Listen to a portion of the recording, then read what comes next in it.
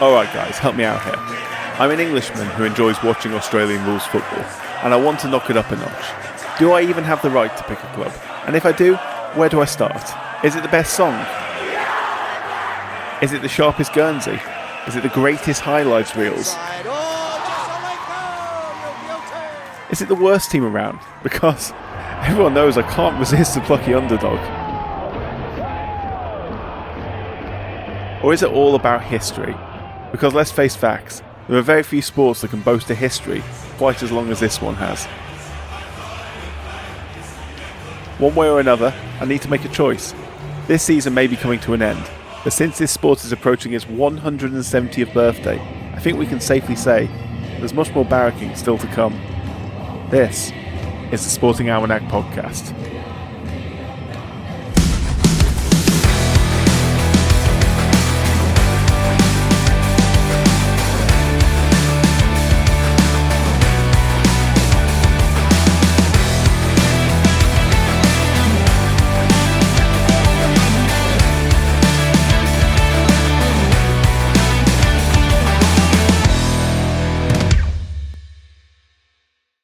Hello again, Ben. Hello, mate. Been so long. It's been ages.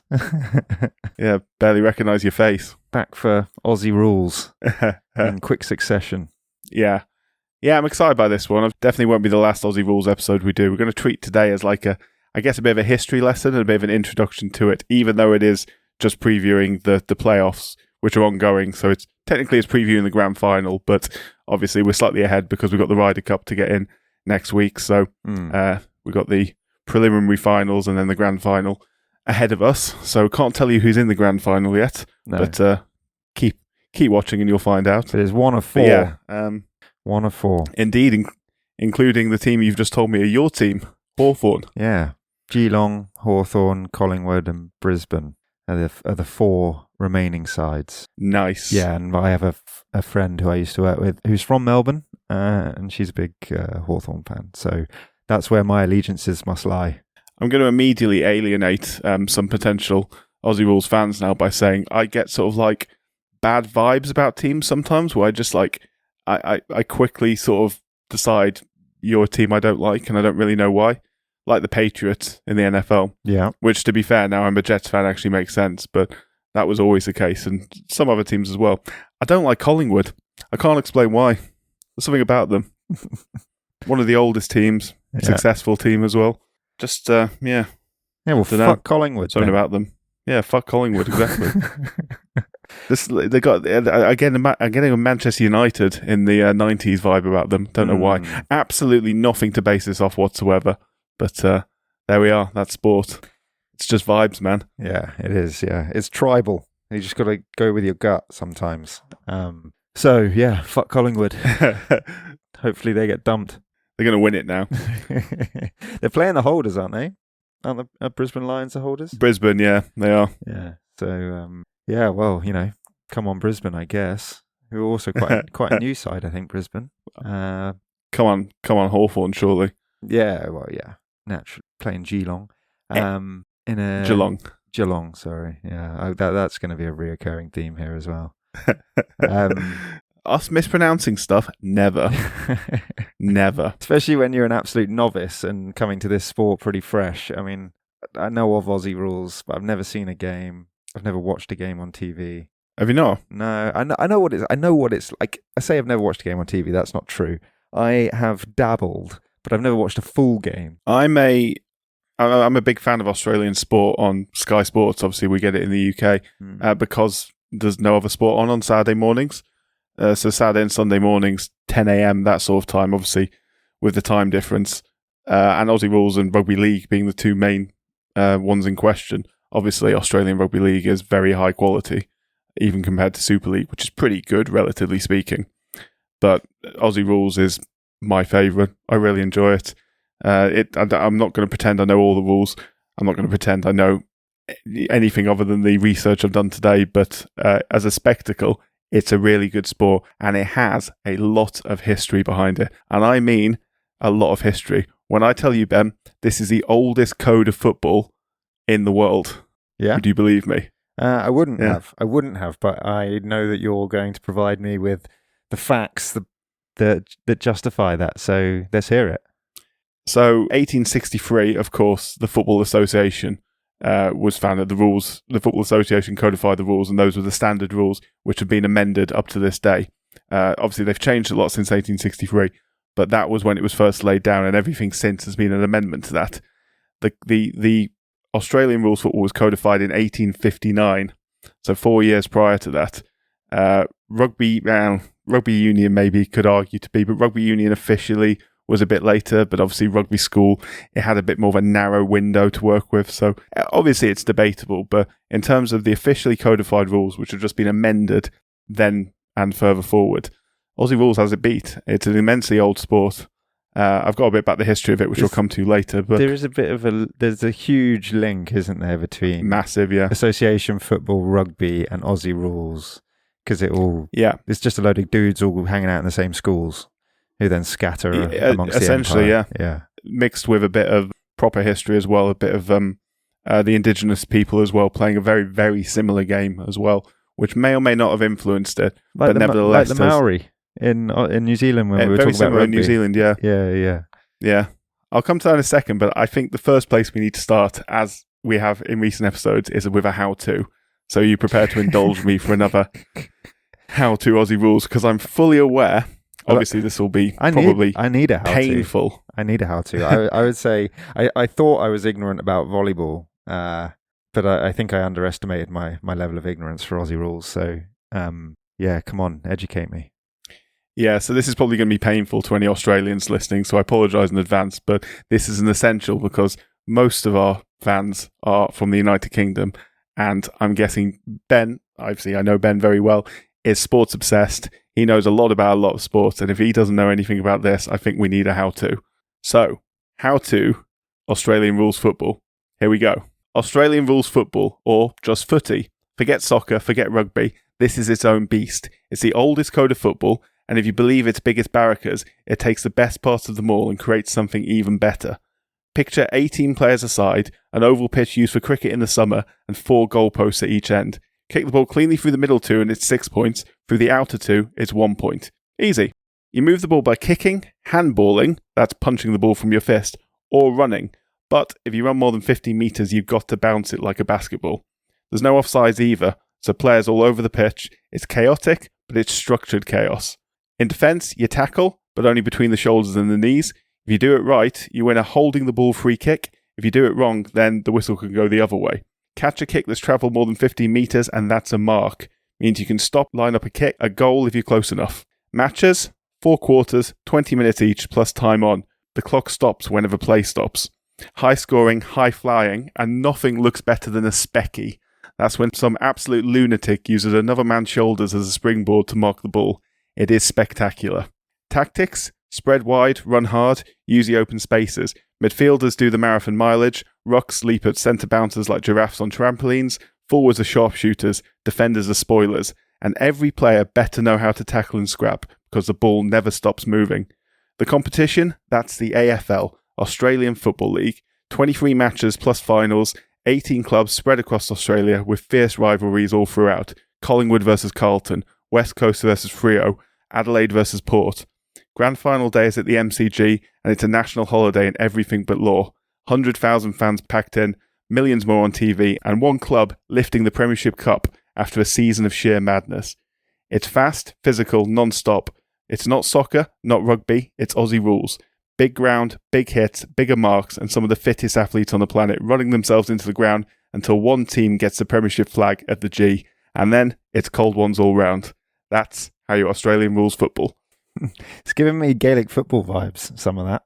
It's very similar, yeah. That is very interesting. Yeah, we mentioned this in the episode. There's obviously matches played with hybrid rules between teams from the two codes. There's a lot of similarities between them. As we said, this is a little more edging towards the rugby side, whereas Gaelic football is probably a little more edging towards the association football side. But yeah, it is a really good sport to watch, and I hope that in some way has helped any Brits who didn't know about this game. Well, it's definitely made it a bit more accessible for me. Yeah, I mean, I've seen like, you know, it's a very physical sport. You got to be tough to play it. I know that much. Indeed.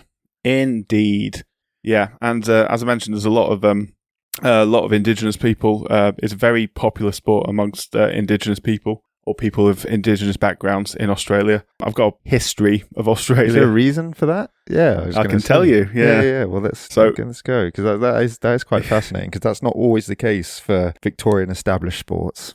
You know what? I think there's another thing really lacking with the British education system or British people generally. It's the understanding of anything about Australia other than the sort of colloquialisms that you can imagine in terms of Australian history. So don't know what you're talking we about. know they're convicts. That's the limit to our knowledge, and I'm not using that as an insult to you guys. I'm using it as an insult to us. That's basically all we know. So, well, they shouldn't have committed crimes, and they wouldn't have been consigned to history, would they? But a tiny part of the population arose from those people deported. But there was the first colony. Of course, yeah. So humans have lived on the Australian continent for 50,000 years, at least 50,000 years, possibly more. Surviving huge climate changes over tens of thousands of years. They formed a largely egalitarian, semi-nomadic society with a cooperative authority and power system shared mostly amongst elders, which is a lot better than we did in Europe, to be fair.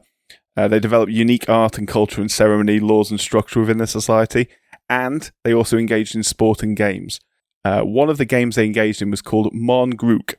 In the Woiwurrung language of the Kulin people, this literally means ball game. And it involved punt kicking the ball as high as possible and leaping to catch it. So obviously very comparable skills involved to Aussie rules. The winners at the end of the game, it wasn't a point system or a goal system or anything like that.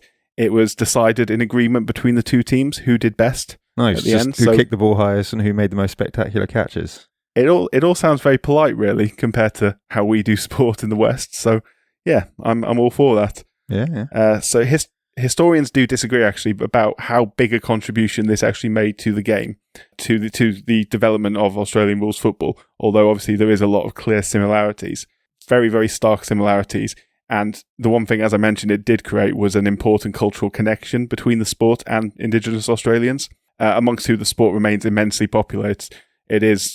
Rugby league is popular as well amongst Indigenous Australians, more so than rugby union. Rugby union was always more closely associated with the Crown and with the Europeans than Australian rules and rugby league. So yeah, it's a very popular sport. It's very amongst Indigenous people. That's very similar to what we were talking about with the Maori in New Zealand and the sport that the Maori played before rugby union landed, isn't it? Yeah, it's like... I'm trying to remember the name of it now. Kio Rahi. That's it. Yeah. Obviously being mispronounced, but similar. Yeah, I'll apologise in advance for all my mispronunciations, of which I'm sure I've already done many. But it's not so much important that it may have had a contributing factor, but the important thing is it creates that sort of link between this is a sport that we find familiar and can engage in. It's not being imposed on anybody. It's like an adaptation of a game they already play. Yeah. Or a variation. It's obviously not... Yeah, it's not to say there was always the best inclusivity within the sport in the early days and the allowance of everyone to take part. That certainly wasn't the case, but certainly nowadays it is. And it's a huge part of the game now, isn't it? There's like a day dedicated to it where all the teams wear kit. Maybe 2 weekends, and they use their traditional names for the places they're from instead of being.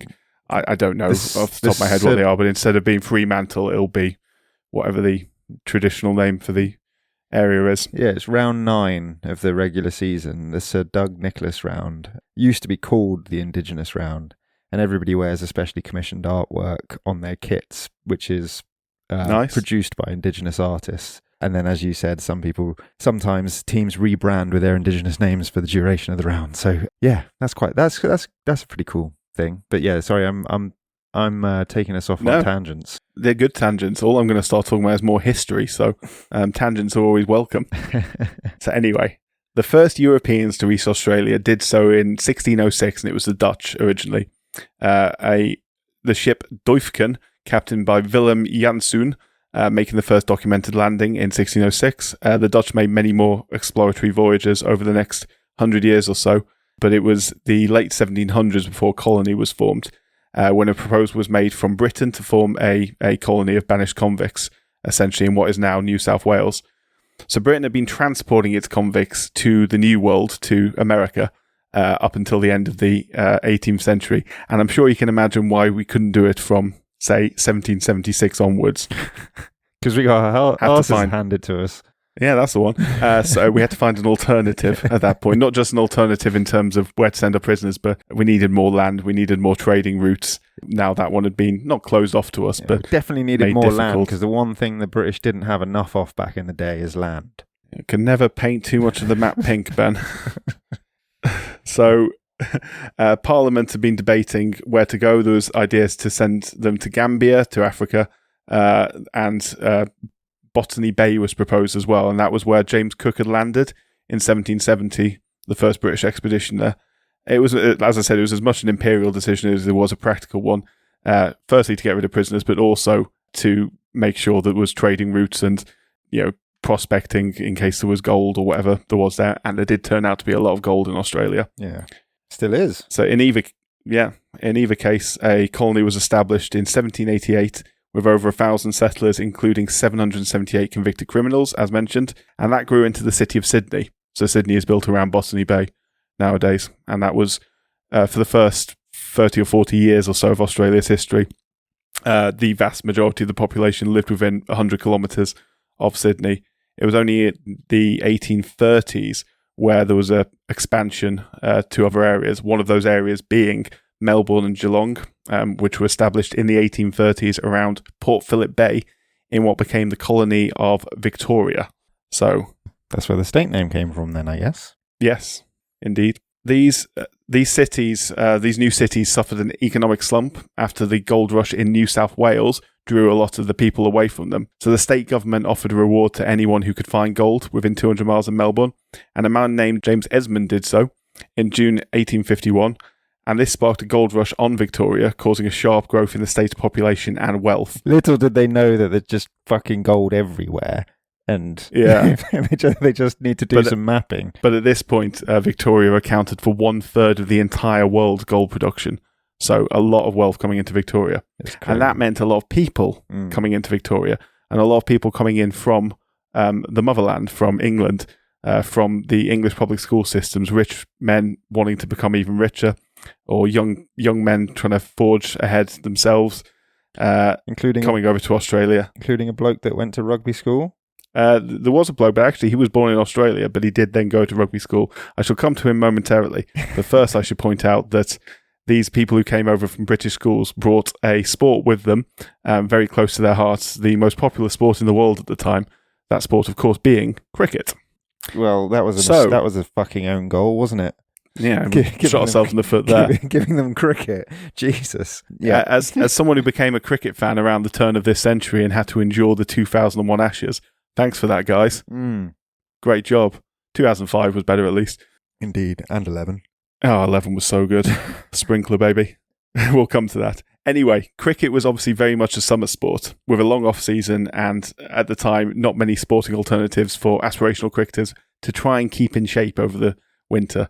Not that cricketers need to be in that fine a shape, but, it's always best if you want to reach the top of the level. One of those men who was concerned about this problem was a chap called Thomas Wentworth Wills, who, as I mentioned, was Australian-born, but he was educated in England at rugby school, as you correctly mentioned, where he both captained the cricket team and he also excelled at rugby football.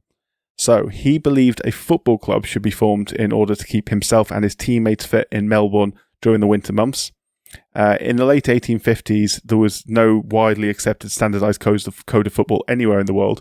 The closest was the 1848 Cambridge Rules, but football was still played very, very differently at the different English public schools, and there was no real standardisation. So in 1858 and 1859, the Melbourne and Geelong football clubs were founded, two of the oldest football clubs in the world, bearing in mind that Sheffield FC was founded in 1857, and that's the oldest association football club in the world. These two teams were founded in 1858 and 1859. It is an immensely old sport. Yeah, just as old, basically. Just the same time. Yeah. What's a year amongst friends? Indeed, yeah, especially when it takes probably about a year to get to Australia at the time. Yeah, that's true, actually. It's not that they were getting news, Sheffield Football Club has been founded, we best do something similar. Yeah, that's a very good point, actually. It would literally take a month to get there, right? Yeah.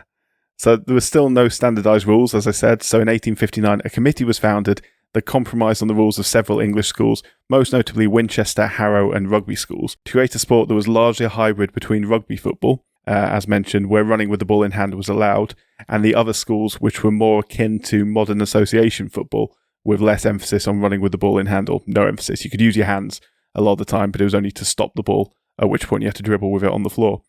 So the compromise was made where running with the ball was allowed, but only so far as to kick it or dispose of it in some other way.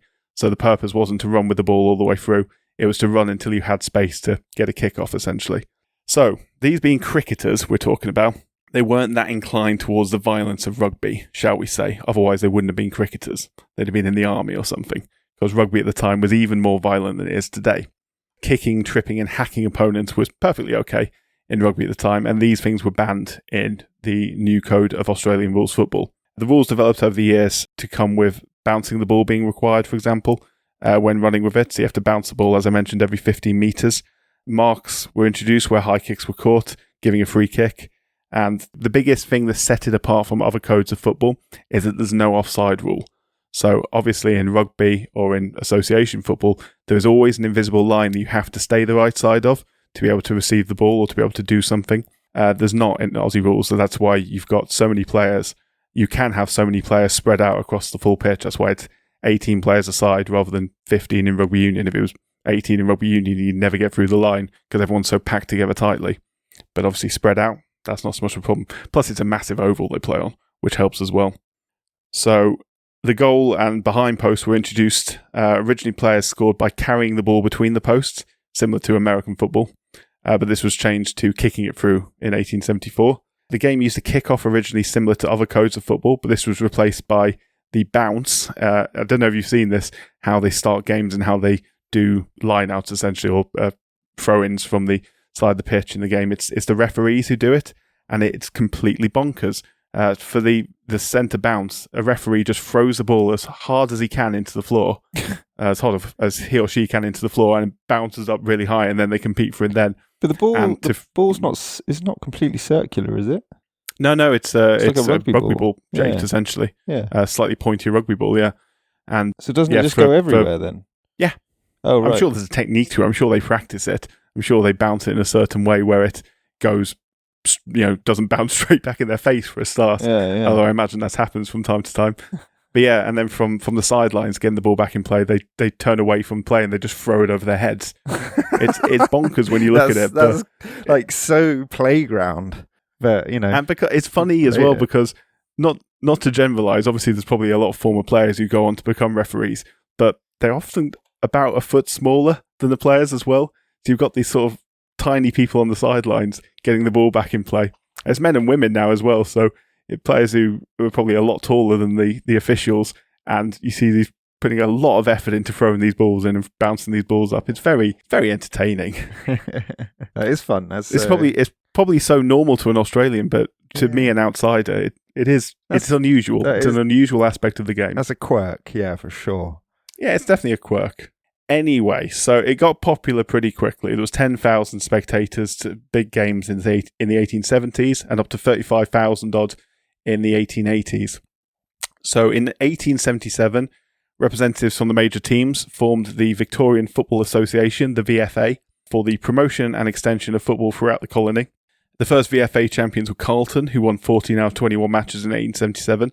And it should be pointed out this time that the colonies were all separate entities. They were all obviously under the British Crown, but they were all separate entities, not tied to one another necessarily at this point. Australia wasn't federalised into a Commonwealth until 1901. So the VFA were also looking to arrange inter-colony matches, which was obviously essentially a different country at this point, albeit this makes a lot all of on sense, the same island. Because when I was doing the reading, I was trying to understand why the game was almost exclusively played in Victoria for a while. This is the reason, I guess.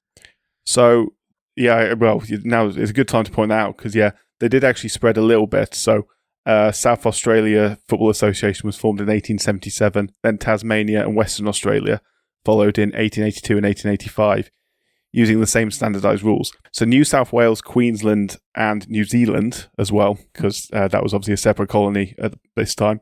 They were harder nuts to crack, and can you guess why they were harder nuts to crack at this point? Rugby. Rugby. Yeah. Because they were already playing rugby union by this point in those countries. But New South Wales and Queensland are both obsessed with rugby.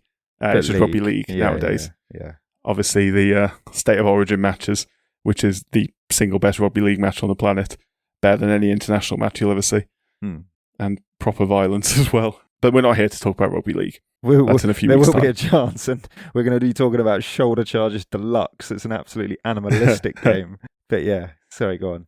Anyway, so yeah, another factor which was involved was Australia's a massive place. There was a massive distance between these colonies, and obviously this was an age before any sort of fast transport. I mean, trains were obviously being built, but even then it's such a vast distance that any realistic chance of regular intercolony matches or any sort of Australia-wide competition was decades away. It was 1982, in fact, before any team from outside Victoria joined the premier competition, essentially, the VFL, as it became. And the VFL was founded in 1896, and it was founded for similar reasons to other leagues' breakaways that we've talked about before. Can you guess what that is, Ben? Money. All about the moolah, all about those dollars or pounds, I think it was actually at the time still. Still sterling. Yeah, it would have been for quite a long time. So it was founded by the 8 leading clubs of the VFA in 1896. Melbourne, Essendon, Geelong, Collingwood, South Melbourne, Fitzroy, Charlton and St Kilda. As I mentioned, the primary reason for founding was, like so many times before, heavily influenced by greed. There had been a depression in Australia in the 1890s, causing a drop in attendances and thus revenue, obviously. Can I mention... The VFA had proposed... Because you said about St Kilda. Yeah. They're really shit. Hilariously bad. Yeah.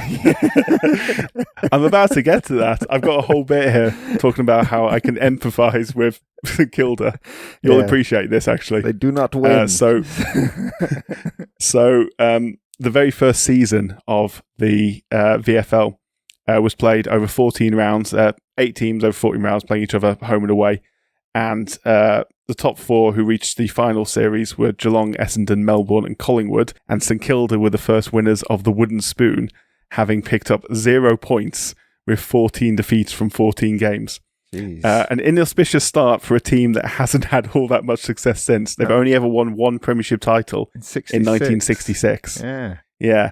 So I was just saying, in terms of emphasising... 126 editions. If you can imagine anyone who can emphasise with someone who's been in a sport since the very beginning but has only ever won it once in 1966, it's us Englishmen. Yeah. I literally put in my notes that resonates with the English football fan, because there's 59 years barren run and only 1 win in 126 attempts. Yeah, but probably should be a St Kilda fan, season, all things considered.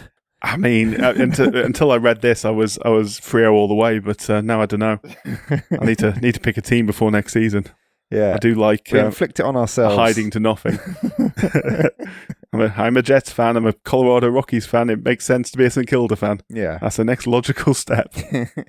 Anyway, right from the beginning, there was a final series built into it. I won't get into the details of how the final series have run since. Obviously, we're into the final series now, so it makes sense to mention it. But it was built in right from the beginning, the idea that you'd have this playoffs essentially at the end of it, because fans love it. Concentrate to see the interest right at the end of the season. So the scoring system at this point was established: 6 points for a goal, 1 for a behind. Should point out as well, just a nuance to the rules: if it touches a player or hits the post on the way through, like clipping the inside the post, even if it goes through the goal, then it's still a behind. It has to go cleanly through the goal to count as a goal. No post. So any touch So if a defensive player is under pressure with their sort of back facing the goal and not wanting to turn into danger, they'll just kick it up, bash it through the goal, and it'll be a behind. So they only concede 1 point rather than risking conceding 6 in that case. A bit like a touchback. As a get out of jail. Yeah. Well, a bit like a safety, I guess, in American football. Yes, a safety. As it is better in that situation to take 2 points rather than risk 7. Yeah. Sorry, I was getting the 2 muddled. A touchback is when you kneel in your area, don't you? So you don't have to bring it out. But a safety is when you're tackled in your in goal. Yeah. So the numbers in the league remain pretty steady. There was a bit of expansion when it stole a few VFA teams in the 1920s. That was Hawthorn, Footscray and North Melbourne, which cemented the VFL's place as the Premier League in the country. Further expansion didn't really follow until the 1980s, and you won't like this, Ben. This was when South Melbourne, who'd been struggling financially, upped and moved out of state to become the Sydney Swans. So they were the first team to play in the VFL from outside of Victoria when they moved to Sydney. Despite predictably massive fan protests, no one liked it, but it happened. That's sport, unfortunately. They're still around. Yeah, Fuck them. we hate them too. Yeah. Yeah. So they were followed by more expansion teams from out of Victoria, including the West Coast Eagles and the Brisbane Bears in 1986. The Bears are now the Brisbane Lions. They merged with Fitzroy in 1996. Fitzroy were about to go out of business. They merged. The league officially rebranded to become the Australian Football League, the AFL, in 1990. One slight weird thing, during this expansion period, a Perth businessman called Errol Marin tried to expand the league into Los Angeles in an attempt to cash in on the popularity of Crocodile Dundee in 1987. The league rejected his proposal. Yeah, that is absolutely insane. He was going to call them the Los Angeles Crocodiles. That's like trying to open up an NFL franchise somewhere because of George of the Jungle. Yeah, pretty much. Or Tarzan. Yeah. Oh, George of the Jungle is a much better film. Yeah, it is, yeah. I actually really like that film. Brendan Fraser. Never fails. Always hits the mark. Oscar-winning actor, Brendan Fraser. Yeah, is it The Whale that you got it for, isn't it? Yeah. Yeah, and in my favourite episode of Scrubs as well. Absolutely wonderful in that. Heartbreaking. So, going off topic. Very much off topic. Anyway, Adelaide, Fremantle, Port Adelaide joined in the 1990s. The Gold Coast Suns and the Greater Western Sydney Giants joined in the 2010s to bring the league to 18 teams. The Tasmania Devils are due to join in 2028. Yeah, I read about that. To bring it up to 19 teams. But there is some political instability around it, so fingers crossed that happens. But yeah, it should do. Anyway, there's the AFL. There's some history. Yeah, and I think, doesn't that mean that basically there will be a team in every territory apart from Northern Australian Territory and one other, but they play games there? Yeah, I think there's already every state that has a team has at least two teams currently. Obviously, if a Tasmania team comes in, it would only be one for Tasmania, but Tasmania's a very small state, so probably all it needs for now. Sorry, I'm getting my territories and states muddled up. It's the Australian Capital Territory and Northern Territory are the only mainland territories not to have AFL clubs, but games are played there. Yeah, and there is talk of expanding into these areas, and there has been talk for a number of years, but nothing has happened yet. But I won't get into the details of that for two reasons. Firstly, because I've already gone on long enough, and secondly, because I haven't written it down. No, that's really interesting. I mean, I only had a look at who the most successful sides were and things like that. And well, we love that. It's the oldest ones, like it always well, is. we won't love that because it's going to be Collingwood. Boo. Yeah. So Melbourne and Richmond have won 13. I like Richmond. They got the best song. Yeah. Collingwood have 16. Boo. I think Carlton and Essenwood also have 16. I think it's Carlton, Essenwood and Collingwood who are the most successful sides, and then it is Melbourne, Richmond and Hawthorn with 13. And they're all from Melbourne. Yeah, because Carlton and Essenwood play in more. Yeah, Carlton and Essenwood play in the Marvel Stadium. Collingwood or Hawthorn play in MCG, I think. Nice. Which is where the grand final's held every year.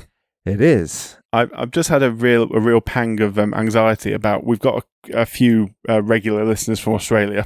A small handful, but thank you for listening, guys. I really hope none of you are Collingwood fans. Otherwise, this may well be the last episode you listen to. So apologies if you are. Oh well, get used to it. We're partial to becoming partisan, and I think this is a very easy sport to become partisan in. It is so grassroots. It's so embedded in Australian culture. It's the most similar sport probably in Australia to association football. In England, in the sense it's so embedded in the culture, certainly in Victoria, obviously, maybe less so, obviously, with rugby league probably being the Queensland and New South Wales embedded in culture sport, but it goes deep. Yeah. Well, we're only teasing. If you want to make a case for Collingwood, feel free to do so. We can be persuaded, but it'll take a rather, I don't know, compelling argument for me to change my mind.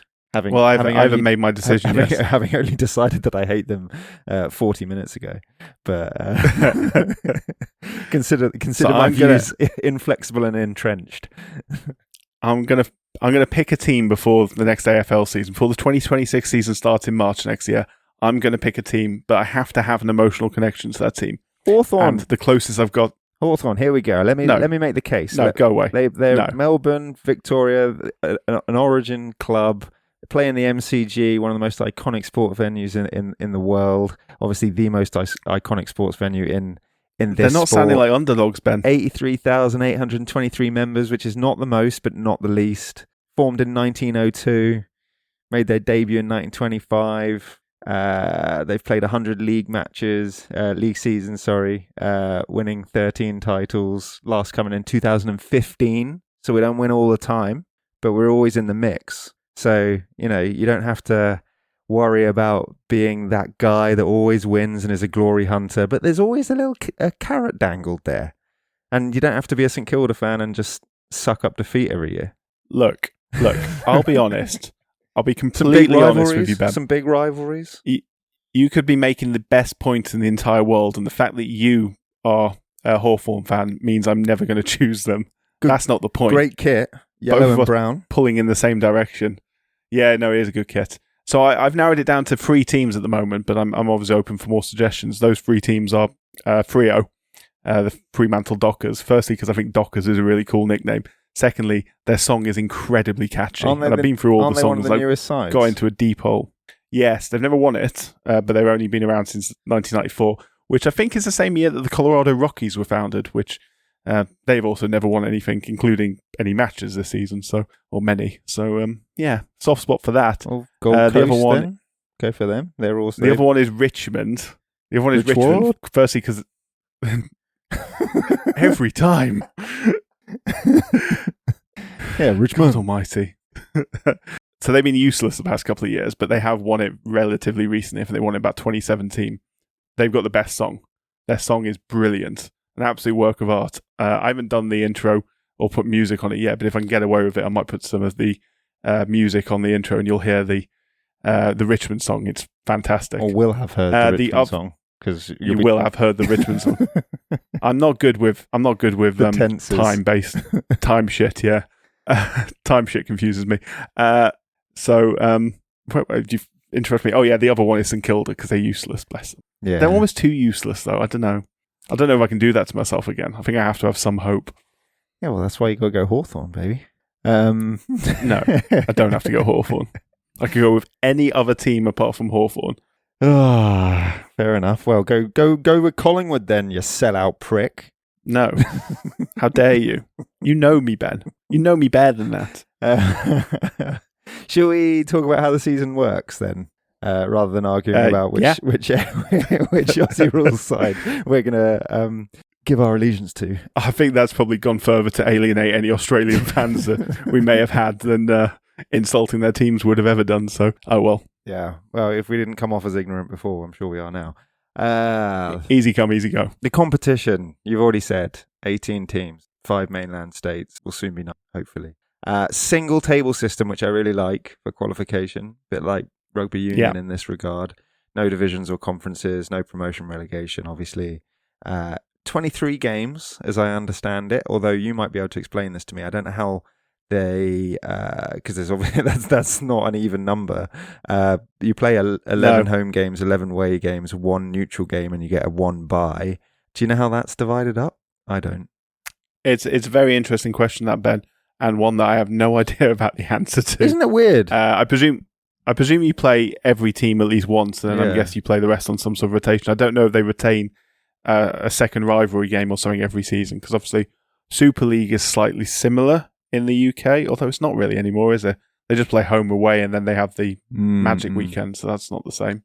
Yeah, but yeah, anyway, I don't know. Maybe we'll find that out. But 4 points for a win, 2 points for a draw, and then I really like this. Then if you're even on points, the percentage is the differential. So, and that's calculated as the ratio of points scored against the ratio of points conceded throughout the season. Maths, love it. Yeah, which I think that's quite a nice differential, rather than just, goals scored or what have you. I guess it's a points difference almost, but they turn it into a ratio. Top 8 teams at the end of the season, the end of the Premiership, compete in a 4-week series throughout September, which is where we are. The final series is played under what is known as the AFL Final 8 system. You're probably better at explaining this than me, but let me have a very quick go at it, which is it makes the top 4 teams' route to the final easier than the second 4. And that means that it's a good system. What you have is 1 to 4 play each other. 1 plays 4, 2 plays 3. The winners get a bye and progress it into what is effectively the semi-finals, but they're called the preliminary finals. Correct. The losers get a second bite of the cherry, and they go into the semi-finals. And then 5 plays 8, 6 plays 7. The losers are out. The winners progress into the semi-finals to play the losers of the top 4 games. And then it's just straight knockout. Yeah, so basically, if you finish in the top 4, you will get a second bite of the cherry if you lose your first game in the finals. If you finish in 4 through to 8, you have to win every game to get to the grand final. Yeah, and no second bite. And the top 4 teams have an opportunity to reach the final by only winning twice. Yes, because you have to win 3 times if you are. Hawthorn, not good enough to finish in the top 4. Sneaked in, mate. In they're 8. doing it the hard way. Yeah, and then just ploughing their way through to the grand final, which is what's going to happen this coming weekend, surely. Yes, we'll keep you updated on the socials as to how this is going. And Ben basically now has to watch the grand final should Hawthorn get there. So yeah, I'll be up. Don't worry about that. Yeah, we'll get some of that. I did find out actually how they organise the 23 games. If you are interested, I just had a quick Google. Yeah, I do want to know. They play 11 games against. They play. I can't even explain it now. They play 6 teams twice, and the remaining 11 teams once. Right. So that ends up with 23 games. And the way they organise the second round of 6 games, as in who the 6 teams will be playing twice are, is if you come in they basically split it up into 3 groups of 6, football. And you play slightly more games, not like during the season, but at the beginning of the season based on last year's standings. So similar to the NFL, you'll play slightly more games against the teams in your group of 6 to sort of slightly balance the season. And also it's mutually beneficial because you'll end up with a higher likelihood chance of 2 teams in the top 6, 2 big teams basically playing each other. Yeah. Whereas you'll leave your St Kildas to play against your Richmonds at the bottom. Every game is competitive, effectively. I don't actually know where St Kilda came last season, but I'm just using them as my benchmark for average right now. I'll tell you. Where did St Kilda come? They came 12th. Oh, fair enough. They made it into the middle 6 then. Yeah, they had a losing record. They won 9, lost 14. But to be fair, everyone from 11th down had a losing record. Yeah. Which makes sense, because that's about the middle of the league. It is yeah. 9th is... Give or take. 9th is between 9th and 10th, right? Indeed. Anyway, so that playoff system, the final system that you just described, has gone through a lot of changes in its time. And I'm not going to go too much into those changes because some of it gives me a bloody headache. Like the way they used to do it before like 2000, the 90s particularly, was mad. Like you'd have a system where the top 8 would get into the playoffs, but first would play 8th, second would play 7th, and so on.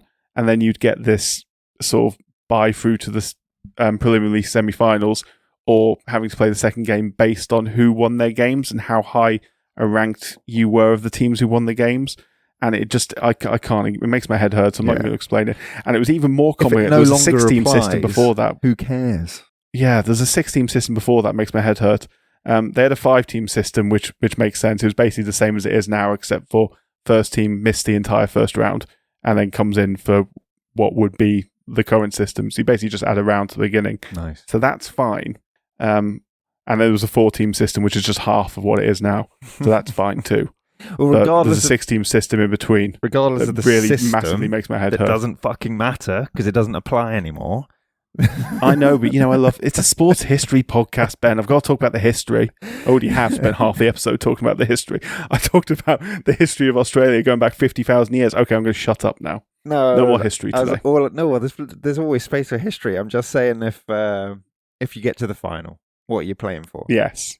Do you know? The flag. Well, yeah, you're playing for the flag for sure. You're playing for the Premiership Cup, the navy blue Premiership flag, and the perpetual E.L. Wilson Shield. Nice. The flag's been presented since the league began. Traditionally, it is unfurled at the team's first home game of the following season, and they manufacture a new one every year for the winner, which is fitting.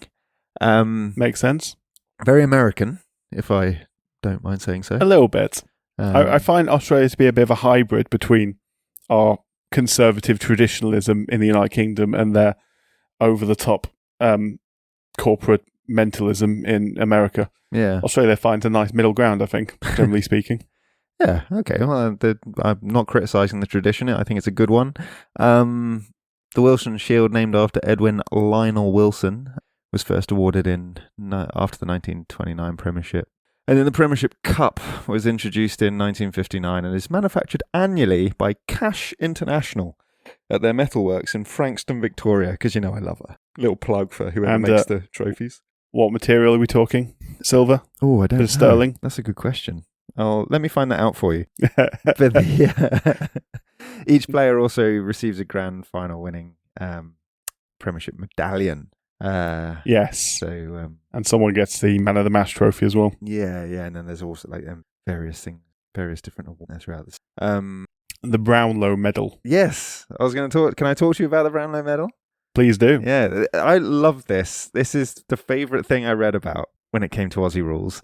It's named in honour of Charles Brownlow, who's just basically famous Aussie Rules guy, player, team owner or something, administrator back in the 18-whatevers. Fair enough. But it's awarded to the fairest and best player in the league, but I like this, yeah. It's voted for by the umpires throughout the season, which I just think is such a good idea. And then the votes are accumulated over the course of the season, of course.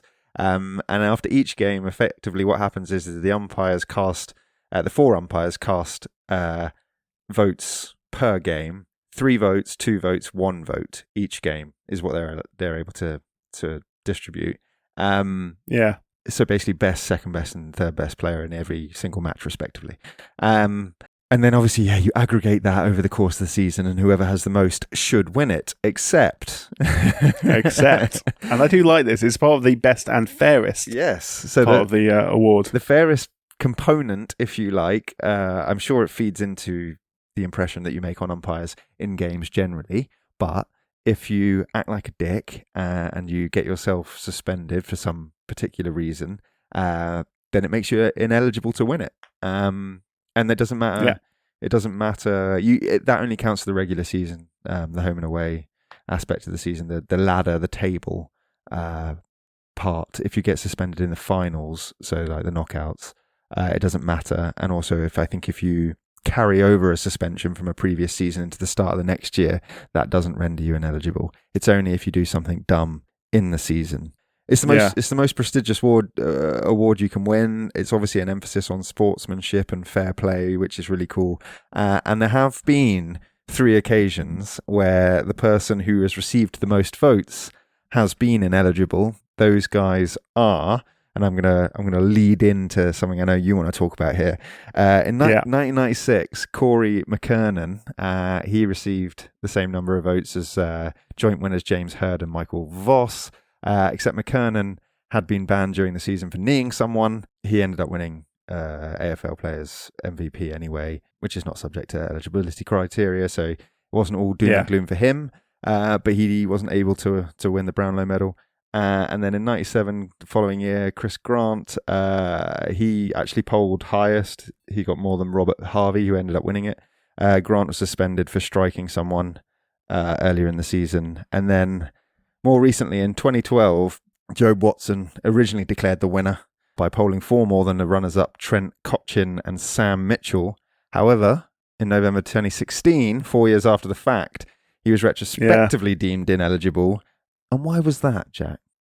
It's because he was an Essendon player, I imagine, Ben. He was. Funnily enough, you've just actually mentioned the name of someone else involved in this. One James Hird, who was, as you say, the joint Brownlow medal winner in '96 for Essendon. He later, in 2010, 2011, so the club had had a few poor seasons. This is Essendon, of course. The club had had a few poor seasons. They decided to go for a reboot. They appointed James Hird as their senior coach. He's a club legend, 15 years at the club. Obviously, as I say, Brownlow medal winner and a Hall of Fame inductee as well.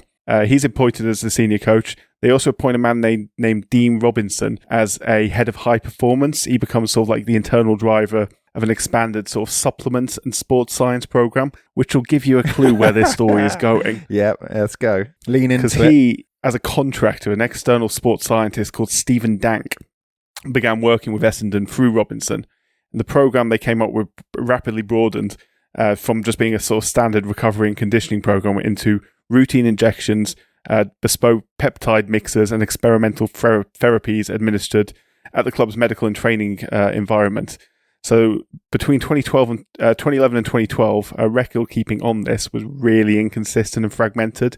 Really bad administration logs kept, vile labels consistently being wrong, consent forms are really poorly completed. Everything you can imagine you need to do a program like this and keep it above board just wasn't happening. So like medical oversight was dispersed between multiple club doctors with no one really having any clue what was going on. Several players as well say they didn't fully understand what they were being given. Sure. I'm sure they didn't have a clue. And I'm sure I'm sure it was just an administrative cock-up.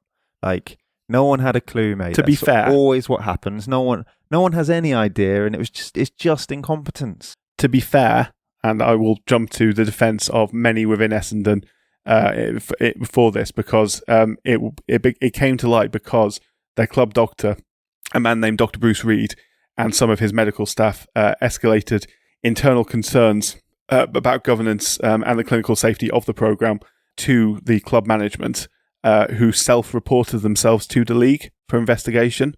So I'll give them a bit of credit for that. Essentially, from late 2012, rumours and whispers began in the AFL about these supplements being used at Essendon. Media and rival clubs obviously started informal inquiries, investigations, investigative journalism, whatever it might be. The club remained defensive at that point, but as I say, in February of 2013, they referred themselves to ASADA, which is the Australian Anti-Doping Association. Is it association? I keep thinking organisation at the end, but it must be association. Yeah. Agency. It'll be agency, won't it? Yeah. Yeah, and the AFL. So they referred themselves to ASADA and the AFL. Senior figures at the club, including Hird, the chairman David Evans, and the CEO Ian Robson, admit there had been irregular practices taking place in the supplements program, and they requested an investigation, which obviously led to an external probe. So a joint investigation was opened between ASADA and the AFL. Investigators seized medical records, they interviewed staff and players, began mapping all the logs and information, anything they could find, and it was all terribly organised, of course. Between April and June 2013, they identified evidence consistent with the use or attempted use of peptides such as thymosin beta-4 through documentary fragments, product lists, witness accounts. They raised the prospect of banned substances essentially being administered.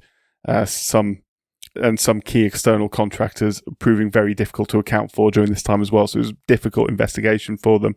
In 2013, the AFL laid the first charges against the club for bringing the game into disrepute initially. Focusing on the governance failures, the lack of informed consent, and the club's inability to demonstrate safe, supervised clinical practice. So that was the route they went down originally. In August 2013, the AFL sanctioned the club and senior staff. Essendon accepted unprecedented penalties, disqualification from the 2013 finals despite qualifying for them, $2 million Australian dollar fine, and loss of draft picks as well.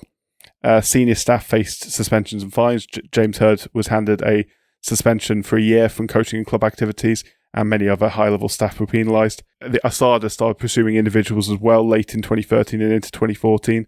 Eventually, a AFL anti-doping tribunal found 34 players that were charged not guilty. The tribunal concluded the evidence did not meet the required standard to show the players had been administered a banned substance, emphasising evidentiary gaps and reasonable doubt about specific administrations.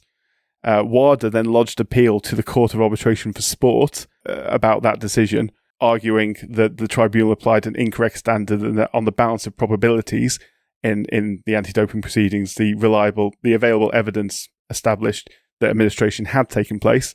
And in January 2016, CAS overturned the tribunal decision, found the 34 players guilty of use administration of the prohibited peptide. CAS applied the strict liability framework of the WADA Code, accepted the totality of the documentation and the testimonial evidence as proof of administration, and imposed 2-year bans on each player. Bans were backdated by CAS to account for provisional suspensions, basically effectively giving them all a year suspension from the 2016 AFL season.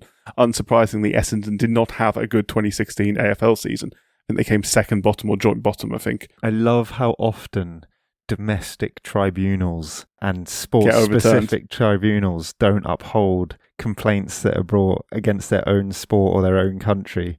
It's just so consistently like brazen. Oh yeah, like, you know, I think you reported yourself and you were clearly like not like managing the supplements and the various substances you were providing to your staff. You were so concerned about some people were so concerned about the conduct they reported us to the relevant governing body. But, you know, actually, there's nothing to see here. Like, what the fuck? Every time. And I looked it up for you. It's the Australian Sports Anti-Doping Authority. Authority. Yeah. That is not the word I would have guessed. No. I noticed this in the episode on World Athletics that we did. I kept saying organisation at the end when I realised I had no idea what the A stood for. So I thought I'd just get generic and just say organisation. I probably should have learnt that in the first place. No idea what the A in WADA and USADA and RUSADA and everything else stood for. But apparently it's authority. There we go. No, agency. I don't know for if it's WADA. the same across. Oh, for God's sake. Yeah, it's not consistent. Mate. Right, Don't give worry up. about that. Organisation. Anyway. World Anti-Doping Agency for WADA. So yeah, they had to recruit extra top-up players in 2016, but they still finished near the bottom. As you say, Joe Watson handed back his 2012 Brownlow medal following the CAS guilty finding. The AFL Commission reallocated the medal jointly to the runners-up, which was Trent Cotchin and Sam Mitchell. In 2017, they were retrospectively awarded it. Obviously, best and fairest. There's no way he could have kept it.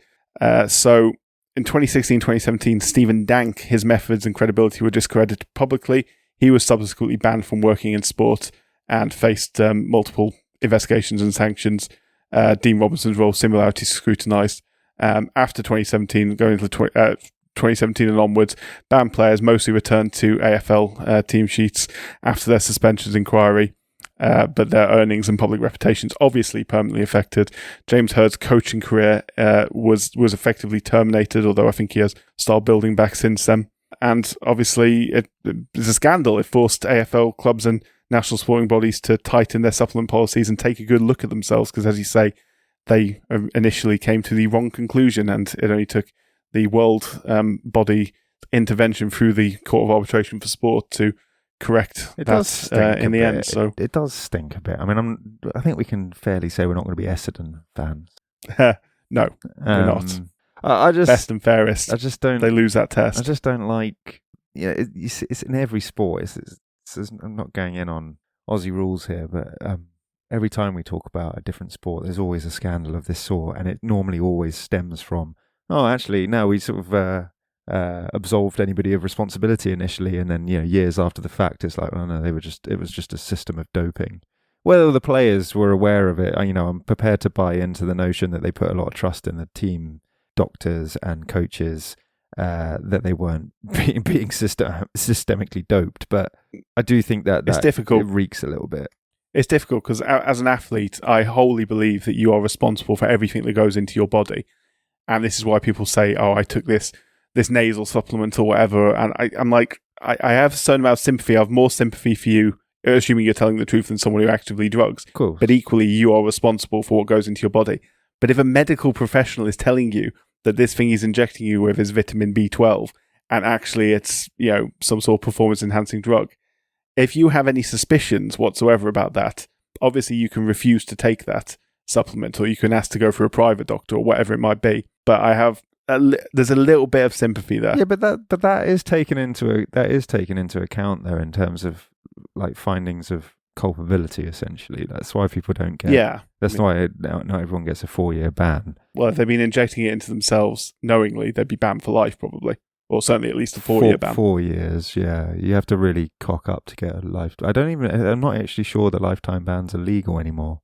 They used to be, but I think they got overturned as disproportionate. I imagine if you're providing the drugs, maybe a lifetime ban, but not just for taking drugs. Or one long enough such that it might as well be, you know. Indeed. Can I tell you a story about the Brownlow medal? No. Of course you can. Why are you even asking permission? Ridiculous. Well, what are we here for? Well, you know, not just to tell each other stories. Well, you often have deep dives, and you're very good at getting to the detail of those and telling them with a panache. And I just was wondering whether or not you'd indulge me on this occasion. It's a World War II story, which is why I thought you would like it. Wow. Ben, speaking my language. During World War II, there was an Australian Rules football competition amongst the prisoners of war held at Singapore's Changi prison, where 15,000 Aussie prisoners of war were being held. And that particular competition had a final. And after that final had finished, the Changi Brownlow medal was awarded to Corporal Peter Chitty, who was awarded it by a former Brownlow medalist himself, Wilfred Smallhorn, who was too ill to play, who was also in the being held in the prison. Chitty had played for the aforementioned St Kilda. Nice. And he won a Brownlow medal. No, Impressive. No, he didn't win a Brownlow medal. He then went to war and then was in Changi prison and got awarded the Changi Brownlow medal. Sorry, I thought you meant the guy who awarded it to him. No. Apologies. The guy who awarded it to him had won the actual Brownlow medal. He was just too unwell to play in the tournament, being held in the prison. But yeah, our protagonist, Corporal Peter Chitty, he was enlisted in the 2nd Australian Imperial Force and was posted into the, I think it's 29 Field Ambulance Convoy, which was deployed to Singapore.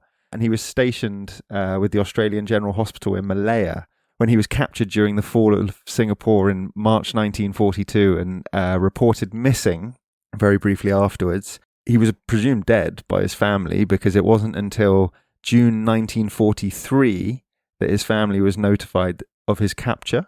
And in 1943, he was transferred to Burma, where he spent 18 months working on the Burma Railway, which, you know, was a bad time. And during his time there, he carried a fellow soldier who was dying of malaria more than 200 kilometres along the railway, which basically for his involvement in that, he was awarded the British Empire Medal because obviously he tried to save his life. I actually don't know if he did save his life, but it doesn't really matter. He tried damn bloody hard because that's 120 miles for those who prefer miles over kilometres. And Chitty, this is where the story gets even like more remarkable and is why it's all linked back into Aussie Rules. So he had he had other brothers, but he had 3 other brothers in particular, Arthur, Ronald and Philip, who were also enlisted in the army, who all served in the North African campaign. Arthur was tragically killed whilst out there. The other brothers all survived the war and returned home. And whilst being repatriated at the end of World War II, Chitty was aboard the Largs Bay, returning to Australia, when in the 1945 grand final between South Melbourne and Carlton was being played. Chitty's brother Bob was captaining Carlton, and Chitty organised a syndicate on the boat and bet everything that they had, which was just beer, on a Carlton win. Beers are very precious. I mean, if you've just come back from war, if you've been in Burma as a prisoner of war, I think beer is more important than money, frankly. Yeah. And they bet everything on a Carlton win, and in an upset, Carlton did defeat South Melbourne. And Chitty enjoyed his beers and got right on it and had an absolute session, which is remarkable because when he got back to Australia, he had to be in hospital for 2 months to recover from like his, from his hangover. Yeah, probably, and the malnutrition of being on the Burma Railway. Yes, probably more likely that. But isn't that a cool story? That is an extremely Australian story. That's about the most Australian war story I can possibly imagine. That's fantastic. Yeah, I love the fact that He just basically bet all of his beer, won shitloads of beer, and then just got hammered celebrating his brother's grand final win with his fantastic Changi Brownlow medal in his pocket. Which I think's, as you say, very Australian. Make a film about that. That's fantastic. That's all I have. If they haven't already. That's all I have. Yeah, I think I'm. Let me just double check my notes. The only other thing I had notes on was all the club songs, which I've gone down an absolute rabbit hole over. But I don't think we need to mention that anymore. Just be aware, everyone, that every single team in the AFL has a club song, and they range from being cheesy and awful to being cheesy and entertaining. But they are all fantastically cheesy. Somewhere between, some of them are somewhere between musical theatre and I don't know, like comedy music almost. It's fantastic, but some of them, as I mentioned, are very catchy. Traditions. Frio's the hook on Frio's song, Frio, Here We Go, Him Real Hard, Take 'Em Down Below, is stuck in my head constantly at the moment. But the best, in my humble opinion, is Richmond, We're From Tigerland, it's called. And go out and have a listen to that. It's get the blood pumping before kickoff. Well, on the musical theme, apparently Snoop Dogg's performing at this year's grand final at the MCG, and it's been coined the D-O-double-G at the MCG, which I think is a good marketing line. Fantastic. Yeah. Well, that brings... He'll do anything for money nowadays. He will. Just Eat adverts. Yeah. I was going to say I think that probably brings us to the end of our Aussie Rules episode. I hope our handful of Australian listeners, I hope we've done you justice. I think we're aiming too high there. I think we've not completely alienated you. Would be the place to start. Yeah, well, the bar is low, so hopefully we can make up with it next week. Hopefully we can make up for it next week on the Ryder Cup. Oh, there's a Ryder Cup, Ben. Because we're just going to talk about 2012 the entire episode. Yeah, Medina. Just apologies in advance. Medina. That's the episode. Miracle, baby. Miracles happen. And we're Do you believe in miracles, Ben? We'll also talk about the despicable behaviour at Brookline. Of course. Yeah. This is going to be a very biased episode, isn't it? And we'll talk about Seve, obviously. We'll talk about Seve, yeah. But yeah, Americans and their brash lack of integrity, manners, yeah, they're just ungentlemanly, unsportsmanlike, typical American loud nonsense. And then the quality, the politeness, the quality, the gentlemanliness, the integrity that the Americans lack, that the Europeans possess, the style. I very nearly said there, Ben, that you're going to get a shot, but I don't think that's an appropriate joke to be making right now. Either way, Ryder Cup next week. Tune in. It's going to be good. It will. AFL, if you want to watch it in the UK, is it on Sky Sports or is it on TNT? BT? Yeah, TNT. Is it TNT? Yeah, BT, TNT, whatever you call it. Discovery Plus. Sorry, TNT it is now, yeah. Yeah. Yes, which I don't have. I do. Which is why I will be there if Hawthorn get to the final. Fantastic. Anyway. Yes, anyway. I shall see you shortly again. Yeah. No rest for the wicked, eh? No, indeed. Off to check in on the Premier League results. So, see you soon, pal. Later, mate. Hey you, friend who's listened all the way to the end of our podcast. Now's the time to leave a like, leave a rating, algorithm the heck out of wherever you get your podcast from. Tell a friend, tell a colleague, tell your boss, tell that guy on the tube with no sense of personal space. Spread the word. Be a hero. Our theme tune is Oh Yeah by Harmonia Productions. You can find us on Instagram and Blue Sky at The Sporting Almanac, or drop us an email at thesportingalmanacpodcast@gmail.com. Next up, it's the Ryder Cup. Until then, even if you're a long-suffering St Kilda fan, remember, sport is nothing without the history that makes it. When your day finally comes, you'll know that better than anyone. Goodbye.